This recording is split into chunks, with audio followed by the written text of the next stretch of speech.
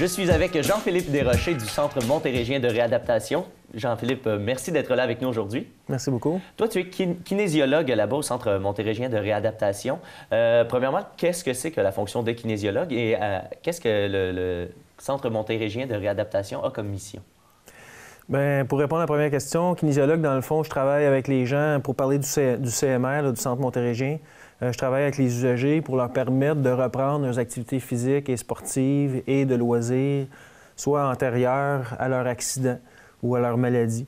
Donc, ça me permet de travailler au niveau, par exemple, de reprendre certains sports, de reprendre la forme physique, leur redonner la forme physique qu'ils ont besoin pour reprendre une activité sportive. Et ultimement, reprendre leur participation sociale là, ou une participation sociale idéale. Là. Et pour ce qui est du Centre montérégien de réadaptation, à quoi ça consiste? C'est un établissement de réadaptation physique. On fait partie de l'Association des établissements de réadaptation physique du Québec et c'est un établissement public. On traite environ 13 000 usagers par année, là, dont environ la moitié enfants, l'autre moitié adultes. Et on a 13 points de service là, en Montérégie, un peu partout, là, Granby, Valleyfield, Vaudreuil, Châteauguay, on a Saint-Hubert également, Sorel. Et puis, l'établissement, dans le fond, la mission première est de donner des services de réadaptation et d'adaptation à nos usagers pour qu'ils puissent reprendre un milieu une participation sociale optimale. Et avec les façons de procéder, c'est, comme toi, tu es kinésiologue, il y a des ressources qui sont médicales, il y a des ressources psychologiques également, je suppose, parce que c'est quelque chose qui n'est pas évident à surmonter des fois. Oui, les usagers admis au CMR, dans le fond, sont admis dans une équipe de réadaptation.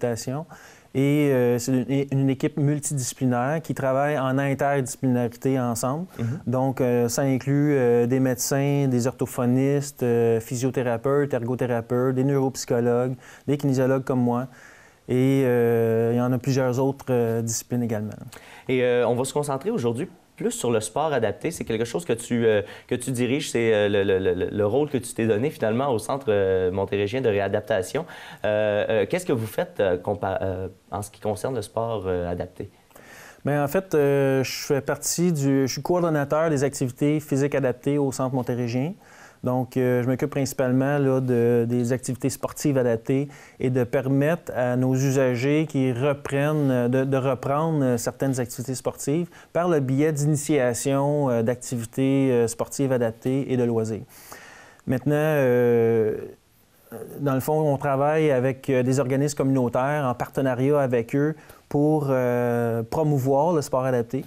Et en même temps permettre aux usagers là, de reprendre certaines activités et leur permettre de découvrir aussi différents sports et loisirs qui vont leur permettre de s'épanouir un peu plus au quotidien et favoriser et optimiser là, finalement une meilleure participation sociale. Et quand on parle de sport adapté, est-ce que vous faites une distinction entre quelqu'un qui a une malformation de naissance et quelqu'un qui a une malformation qui est survenue soit à la suite d'un accident ou peu importe? Est-ce qu'il y a une distinction à faire dans ces cas-là pour vous? En fait, pas nécessairement dans le sport adapté. On a, dans nos équipes de réadaptation, oui. On a différents programmes qui vont traiter, par exemple, les traumatismes crâniens, les blessures orthopédiques graves, donc sont admis dans les équipes de traumatologie versus d'autres déficiences là, qui vont être admis dans les équipes de déficiences motrices, jeunesse et adultes. Mais par contre, en sport adapté, tout le monde est bienvenu. On ne distingue pas les deux. Et puis, par exemple, une activité de kayak adapté, n'importe quel type de déficience va pouvoir participer à cette activité-là. Et on invite, là, peu importe les âges aussi. Tu viens de parler de kayak adapté. C'est quoi les activités qui sont les plus populaires auprès des gens? Qu'est-ce que tu remarques qui suscite le plus d'intérêt? Alors là, si tu me parles d'intérêt, on va parler de passion. Parce que les gens, le sport, ça amène un peu les jeunes et les plus vieux sont attirés vers le sport, vers l'activité physique. Ils vont aller plus vers une activité qui les passionne, soit qu'ils le faisaient avant ou qu'ils veulent découvrir. Et là, on ne peut pas vraiment discuter des goûts de chacun. Donc, c'est assez varié, là, je pourrais dire, pour répondre à votre question, sur quels sont les sports les plus populaires. Donc, c'est certain que si on regarde les gens qui sont en fauteuil roulant, à ce moment-là, on va regarder comme des activités comme le basketball en fauteuil roulant, le hockey sur luge, qui est assez populaire. On a l'activité de boccia, qui est une genre de pétanque adaptée.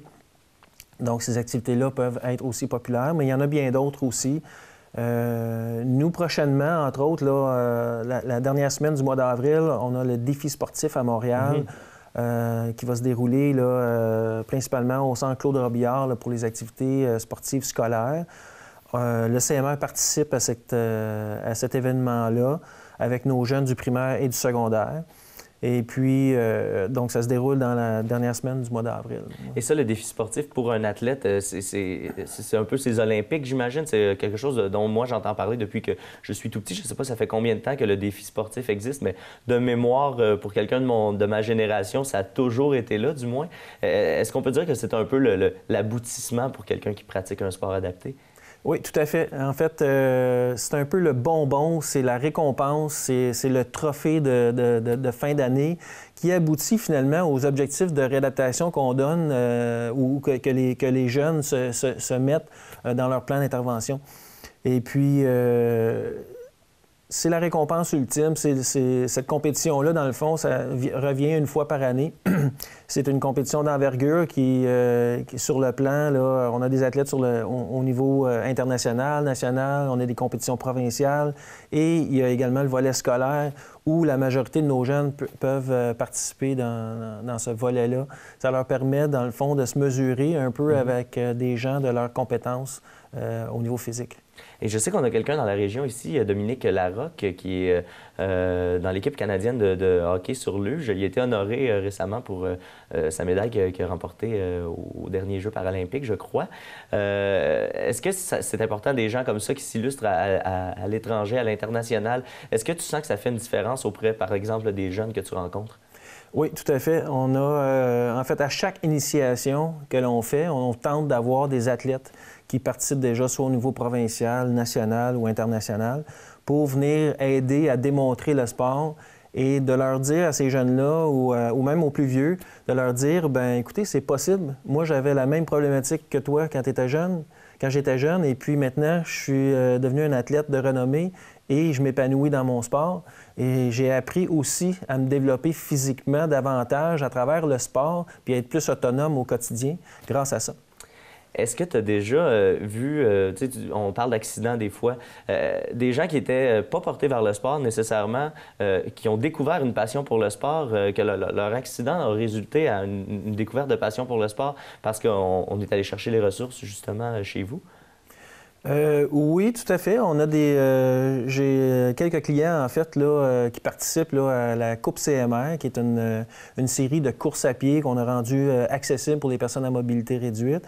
J'ai un des jeunes, entre autres, là, qui est très motivé de recommencer à participer à ces courses-là parce que ça lui permet de bouger. C'est un jeune qui aime bouger, donc ça l'amène à découvrir sa passion à travers le sport, finalement. Tu me parlais un peu plus tôt du défi sportif. J'imagine que vous organisez plusieurs autres événements dans la région. À quelle fréquence vous organisez des événements? Qu'est-ce que vous faites? J'imagine que l'été qui s'en vient, il va y avoir quelques événements qui nous attendent. Oui, mis à part le défi sportif, on a également d'autres activités comme la Coupe CMR, qui est un circuit de course qu'on a rendu accessible. On a d'ailleurs, nos premières courses vont être à la mi-mai. Donc, la fin de semaine de la Fête des Mères, je crois que c'est le 12 mai, là, je ne suis pas certain, mais bref, il y a 2 courses cette journée-là. C'est un dimanche, une à Châteauguay et une à Saint-Hyacinthe. Donc, Châteauguay, c'est au rythme de nos foulées, une course qui est très populaire ici. Et puis, on participe à ces courses-là. On a rendu ces courses-là accessibles pour les gens à mobilité réduite avec des circuits routiers sans obstacles. On va avoir probablement encore une fois du kayak adapté à toutes les années, certaines activités au printemps, entre autres, qui reviennent là, annuellement. Est-ce que vous trouvez que le sport adapté bénéficient d'une couverture suffisante. On n'en parle pas souvent. On en voit passer des fois à RDS, justement pendant le défi sportif. J'imagine qu'il y aura une petite plage réservée, alors qu'il y a 95 de la programmation qui est réservée au hockey. Est-ce que vous pensez qu'il pourrait y avoir un petit peu plus de place réservée au sport adapté? Ah oui, je comprends. Écoutez, j'écoute les nouvelles à tous les matins. J'écoute les réseaux des sports. Et on n'entend pratiquement pas parler du tout là, des sports adaptés. On a les Paralympiques, là, les Jeux paralympiques là, présentement. J'en entends presque pas parler. On pourrait penser que suite aux Olympiques, la vague pourrait nous encourager encourager les médias, du moins, ils n'avaient qu'à rester sur place et à continuer à couvrir l'événement, puisque les Paralympiques sont au même endroit. Ouais. Comment ça se fait? J'ai envie de te demander comment ça se fait. Je pense que l'argent, l'argent n'est pas là. Hein? À ce niveau-là, je pense qu'il manque beaucoup de sous pour pouvoir continuer de diffuser cette information-là, rester sur place. Fait que malheureusement, c'est un peu le nerf de la guerre là, à ce niveau-là. Par contre, pour aller chercher des résultats, moi, je vais sur Internet pour voir ce qui se passe un peu. Sinon, on a très peu d'informations. Bon, au moins, grâce à Internet, de nos jours, on est capable si on veut se garder informé, on peut maintenant. C'est déjà ça. C'est tout le temps qu'on va avoir aujourd'hui. Jean-Philippe, merci beaucoup d'avoir été là avec nous. Ça me fait plaisir. Merci. Je pense que les gens à la maison ont découvert quelque chose qu'ils ne connaissaient pas. En tout cas, moi, c'est ça qui est arrivé. Alors, je te remercie beaucoup. Merci. On se revoit après la pause pour la suite de cette émission de Mag Hebdo.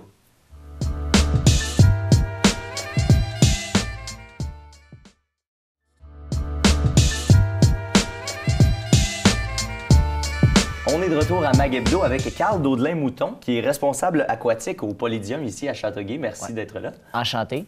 Toi, tu es formé comme éducateur physique, en éducation physique, c'est ça? En enseignement? Exactement. Je t'envoie de devenir professeur. Il me reste une dernière année et après ça, le bac est complété. On peut aller. OK, c'est ça, parce que là, t'es pas vieux. T'es un de nos plus jeunes invités cette année. Ouais. Mais pour avoir jasé avec toi juste avant l'entrevue, t'as fait quand même beaucoup de choses à date pour un gars de ton âge. Bien, toujours relié en enseignement pour aller chercher de l'expérience. Puis ça fait longtemps que je savais que je voulais faire ça. Donc, tu sais, de l'enseignement de la voile, de l'enseignement de la musique, de l'enseignement tout ce qui est aquatique, sport, du coaching dans le sport. Donc, ouais, j'en ai fait quand même beaucoup de ce côté-là pour ultérieurement, pour aller mieux dans ma carrière, dans le fond. Là. Et au Polydium, tu es responsable donc aquatique. Tu t'occupes donc de tout le volet aquatique. Qu'est-ce qu'on peut y faire au Polydium au niveau aquatique? Bien, il y a plusieurs options qui s'offrent au Polydium. Je viens de rentrer en poste, c'est tout récent. Mais qu'est-ce qu'on offre la plupart du temps, c'est des cours de natation, ça c'est sûr. Mardi, jeudi, samedi matin et le dimanche matin. Ça, c'est nos plages horaires de cours. On offre aussi beaucoup de baignades libres pour tous les utilisateurs de partout, de Châteauguay ou de l'extérieur. Qu'est-ce qu'on offre, nous autres, dans le fond, c'est des bains libres avec des couloirs pour les adultes, aussi de la pataugeoire si on veut juste plus être relax. Des bains libres enfants. On offre aussi des cours d'aquaforme. Donc ça, c'est très populaire. Beaucoup de cours d'aquaforme avec des profs formés. Tout ça, c'est vraiment intéressant. On offre aussi des cours de plongeon, des cours de secouristes, premiers soins, des cours, tout ce qui est pour devenir sauveteur national, médaille, croix, toutes ces choses-là, vraiment intéressantes. Puis on offre aussi des locations de piscine pour tout ce qui est fête d'enfants. Il y en a qui font des entraînements de hockey. Il y en a plein comme ça qui s'offrent, qui veulent faire des choses. Fait qu'on est très ouvert. Puis on offre aussi des cours, mais en privé. Des fois, il y a des personnes qui sont moins à l'aise en groupe, tout ça. Fait qu'on offre des cours privés, on offre des cours aux adultes. Si on veut y aller. Ouais. OK. Il y en a qui c'est privé, il y en a qui c'est semi-privé. Des fois, c'est frères et sœurs sont ensemble, sont tout seuls avec leurs professeurs. Fait que ça, c'est des choses qui marchent beaucoup. Vous avez aussi un volet sport adapté au Polydium. Qu'est-ce que ça représente? Est-ce que c'est gros? Est-ce qu'il y a plusieurs personnes qui viennent profiter de ce système-là? Bien, je dirais que puisque le volet aquatique est quelque chose de très important côté réhabilitation et qui permet plusieurs personnes de continuer de faire des activités physiques ou même s'ils sont victimes d'un handicap, dans le fond, qu'est-ce qu'on offre à la majorité du monde? Les choses les plus accessibles, c'est, premièrement, on a une salle pour eux autres, pour qu'ils aillent se changer s'ils ne veulent pas être avec les autres quand ils se changent pour X raisons. Après ça, dans tout ce qui est cours de natation, on a toujours la possibilité d'avoir ces jeunes-là dans le cours. Alors, dès qu'ils sont un minimum autonomes, ils peuvent être dans le cours. On en a beaucoup en cours privé avec les jeunes, avec le professeur. Comme moi, personnellement, je suis avec le même depuis 3 ans. Et ça va très bien, ça les aide beaucoup. Ça leur donne aussi beaucoup une confiance, parce qu'il y en a beaucoup qui ont des très fortes facilités dans l'eau. Fait que ça leur donne une confiance en eux, que souvent c'est recherché chez ces jeunes-là. Nous, dans tout ce qui est bien libre, tout est accessible pour ces personnes-là. Qu'ils soient accompagnés, l'accompagnateur n'a pas besoin de payer. S'il vient pour accompagner et aider la personne, il n'y a aucun problème. On offre des chaises pour rentrer dans l'eau, des aides flottants qui libèrent finalement les bras, les jambes, pour pas qu'ils soient pris seulement avec les jambes si on a un handicap. Ils peuvent se faire flotter. Il y a toujours une partie peu profonde où ils peuvent nager sans problème. Donc, on essaie le plus possible de s'adapter là-dessus. Dans les cours d'aquaforme, moi, je me rappelle, j'enseignais à un moment donné à une personne qui était aveugle. OK. Fait qu'elle était aveugle, mais on lui expliquait les mouvements, elle se tenait proche du bord, elle avait un accompagnateur et elle faisait tout son cours d'aquaforme depuis des années, là, elle le faisait. Fait que c'est toutes des expériences qu'on essaie de partager avec eux. Il y a aussi la possibilité de louer des plages horaires, comme il y a des Olympiques spéciaux qui viennent, c'est des très, très bons nageurs qui viennent tous les dimanches. Eux autres, c'est vraiment un groupe qui viennent depuis des années, puis ça paraît, ils sont très, très bons. On est aussi affilié avec le CLSC. OK. Fait que le CLSC, avec des cours d'aquaforme, ils ont des listes d'attente. Ils nous envoient des personnes. Des fois, on a 2 cours, des fois 1 cours selon la demande. Puis en plus, ce que je dirais, c'est surtout, comme je disais, les plages horaires, où on offre aux personnes, s'ils sont moins à l'aise d'être avec du monde, ils peuvent louer une plage horaire, comme un cours privé, et avoir un sauveteur qui les surveille. Et eux autres, ils font leur natation libre comme ça. À ce moment-là, est-ce que c'est un peu plus cher si on veut avoir le cours en privé?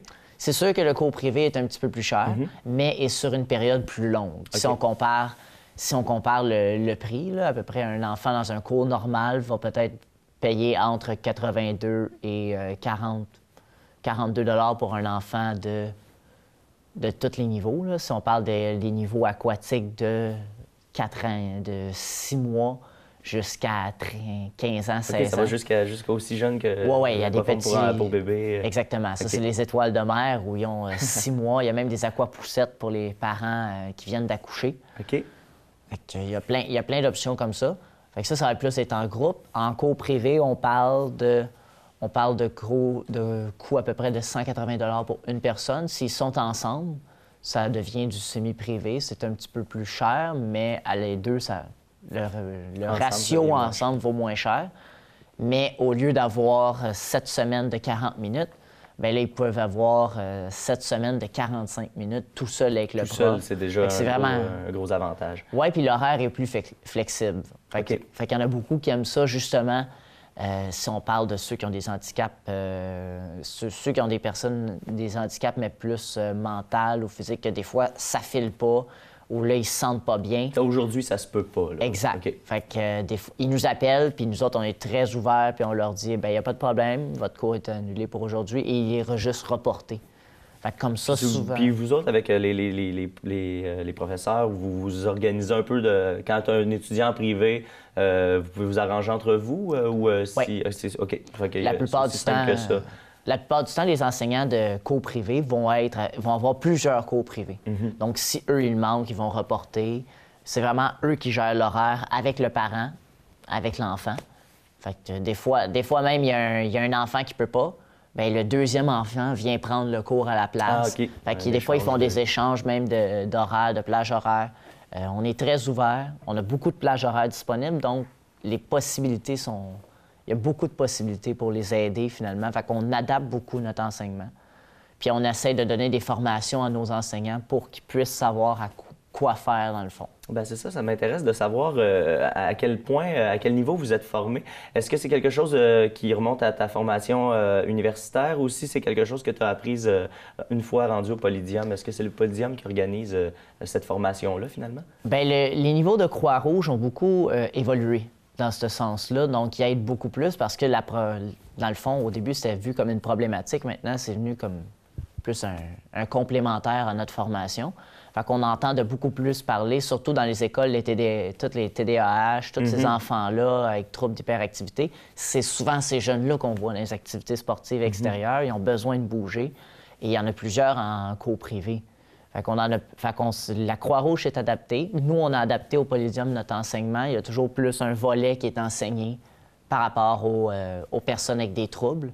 Et exemple, la personne qui enseignait le niveau, bien, était quelqu'un qui avait une formation en adaptation scolaire. OK. Donc, elle était capable, elle avait une expertise là-dedans pour parler de ce sujet-là. Fait qu'on a Donc, vous servez des forces un peu de chacun des professeurs pour les mettre aux endroits clés, aux meilleurs endroits où ils peuvent... Exactement. OK. Et souvent, on va favoriser la relation à très long terme. OK.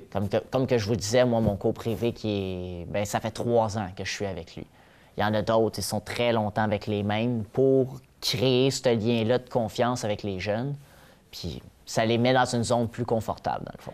Est-ce que ça t'est arrivé de prendre quelqu'un qui l'avait vraiment rough, qui l'avait difficile, puis par le sport, d'avoir vu sa condition évoluer? Tu me dis que tu fais du long terme. Est-ce que c'est quelque chose qui est motivant de voir les personnes arriver à un certain point, puis les voir évoluer d'année en année? C'est très motivant. Tu sais, comme moi, le jeune que j'ai avec moi depuis 3 ans, je parle souvent de lui, parce que tu sais, c'est quelqu'un qui te marque dans ta vie. Là. Toi, tu arrives, des fois, tu as tes petits problèmes, puis là, tu le vois arriver, que lui, il est enjoué. Puis, tu sais, je me rappelle la première fois qu'il a voulu plonger.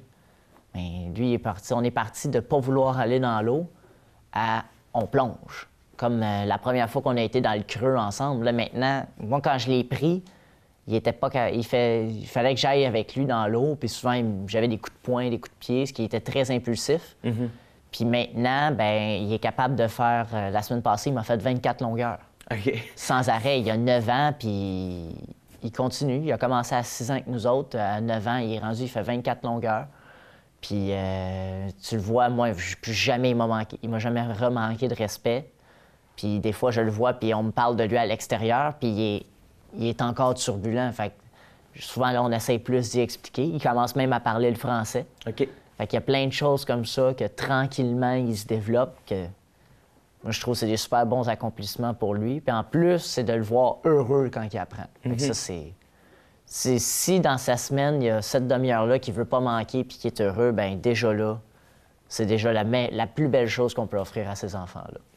Dans le domaine du sport, de l'activité physique adaptée, j'ai l'impression que, tu me corrigeras si je me trompe, mais que l'activité aquatique, c'est sûrement l'activité la plus universelle, celle qui est le plus accessible du moins, parce que, on s'en parlait un peu avant, là, les mouvements sont beaucoup plus faciles dans l'eau. Est-ce qu'il y a des limites à ça? Est-ce qu'il y a des gens qui peuvent pas avoir accès à ça, à ta connaissance? Ou... Bien, c'est sûr que, tu sais, quand on regarde tous les sports olympiques, paralympiques, beaucoup vont aller dans l'eau. Puis c'est une des grandes forces, tu sais. Je pense pas qu'il y a vraiment de limites. Peut-être qu'il y a des limites par rapport à nos formations. OK. OK? Ça, je dirais que ça serait la seule limite. Mais c'est sûr que, tu sais, comme il y a des expériences de nageurs, exemple, aveugles, mais qui ont un accompagnateur avec eux. Ils sont presque attachés ensemble et ils nagent en synchro ensemble. Fait qu'il y a plein de possibilités. Puis je pense qu'avec les personnes ayant des handicaps, c'est d'être imaginatif et pas avoir peur du renouveau ou même du ridicule. Fait que des fois, on peut avoir peur du ridicule. Moi, je me rappelle d'un enseignant qu'elle a nagé pendant une session complète, pendant 10 cours, elle a été avec le jeune, mais elle s'est mis une veste de sauvetage avec lui. Puis pour elle, c'était pas le fun d'avoir une veste de sauvetage. Mais juste d'y faire confiance, et à un moment donné, il a été. Là, maintenant, c'est un de nos meilleurs. Et en 2 ans, il y a une progression fulgurante. OK. C'est toujours des choses comme ça. Mais, tu sais, on en a vu des 2 jambes amputées. Moi, je me rappelle juste d'une vidéo, le petit garçon, il a 2 jambes amputées, 2 bras amputés, il a un petit bras. Puis il plonge. J'ai vu. C'est magnifique, là. Puis il nage super bien, en plus. C'est ça. Fait que tu te dis je pense qu'il y a toujours de l'espoir avec ces personnes-là et il y a toujours une solution. Bien, j'imagine, pour reprendre tes mots, que l'équipe se doit d'être créative, se doit de penser un peu à l'extérieur de la boîte, parce qu'il y a des cas, j'imagine, pour lesquels il n'y a pas de chemin de tracé, il n'y a pas de modèle déjà établi. Et au niveau j'ai envie de... Je ne sais pas si tu es au courant un peu comment ça fonctionne, mais au niveau du soutien gouvernemental, tout ça, des fois, là, tu me parles de penser en dehors de la boîte et tout ça, des fois, c'est difficile au niveau de se faire aider, de faire comprendre à des instances gouvernementales. Est-ce que c'est un problème que vous avez rencontré au niveau du financement? Bien, il y a des organismes qui aident beaucoup. Comme nous, il y a des familles qui sont subventionnées par le gouvernement. Là-dessus, je pense qu'il y a plus d'avancement qu'avant. Mais jusqu'à là, on n'a pas rencontré personne avec des problématiques, exemple, pour payer. Mais c'est très rare qu'on sait comment ils s'arrangent. OK. Il y en a quelques-uns. C'est des organismes qui vous les réfèrent, qui se chargent de ce volet-là? Des fois, c'est des parents, parce qu'il y a beaucoup de parents qui ont à charge ces enfants-là. Par contre, depuis 1 an, je pense qu'il y a la loi sur... il y a le retour d'impôt sur les activités physiques. Je pense que ça va beaucoup faciliter ces enfants-là. Bien, ça va faciliter, dans le fond, tous les enfants, mais je pense en plus à eux autres, ça va encore plus les aider. Puis en terminant, pour les gens qui seraient intéressés à aller s'inscrire à une activité, pas nécessairement une activité adaptée, mais toutes les activités qui sont offertes au Polydium, où ils peuvent le faire? Est-ce qu'il y a un site Internet, un numéro de téléphone? Oui, alors il y a un site Internet par rapport au Polydium. Je ne sais pas totalement l'adresse. Écoute, ça va être écrit, comme par magie, ça va être écrit juste ici, au moment où on se parle, ou ici, dépendant. Je regarde le réalisateur, on va voir. On est flexible, hein? Et voilà, l'adaptation. Alors, Fait qu'on a un site Internet que vous pouvez aller. Il est très complet. Toutes les mises à jour sont faites. Il y a aussi une page Facebook par rapport au Polydium. Fait que centre sportif Polydium, vous allez le trouver. Aussi, le meilleur, c'est de nous appeler. Fait que c'est le 450-698-3120. Nos heures d'ouverture sont vraiment très larges, là, parce que nous autres, on a des maîtres nageurs qui commencent à 5h30 le matin. Fait qu'on a une secrétaire qui est là à peu près de 6h jusqu'à 10h les jours de semaine, tandis que la fin de semaine, c'est de 7h à 15h, nos heures d'ouverture qu'on peut prendre des appels. À part de ça, moi, je vous dirais sur les lieux. Fait que c'est le 111 boulevard Maple. Ça, c'est notre adresse. Sur les lieux, il y a toujours quelqu'un qui va pouvoir vous répondre. Souvent, il y a un responsable aquatique ou toujours les secrétaires. On a toujours des pamphlets pour les informer. Notre prochaine date d'inscription, nous autres, c'est le 13 mai. Ça commence très tôt le matin. C'est un mardi matin. Ça commence à 6h. Il y a des files d'attente. Et c'est limité, les places sont limitées? Je dirais pour les cours de natation, la limitation est le nombre d'enseignants qu'on a et la place en piscine. Comme cette session, il a fallu qu'on arrête les inscriptions parce qu'il n'y aurait pas eu de place dans l'eau. OK. Tellement que c'était rempli. OK. Puis on espère que ça va continuer comme ça. Bien, on vous le souhaite. Je te remercie beaucoup, Carl Daudelin-Mouton, d'avoir été là avec nous aujourd'hui. Merci à vous d'avoir été là aujourd'hui et pour toute la saison, parce que c'était notre dernière cette semaine. On se revoit donc la saison prochaine pour Mag Hebdo.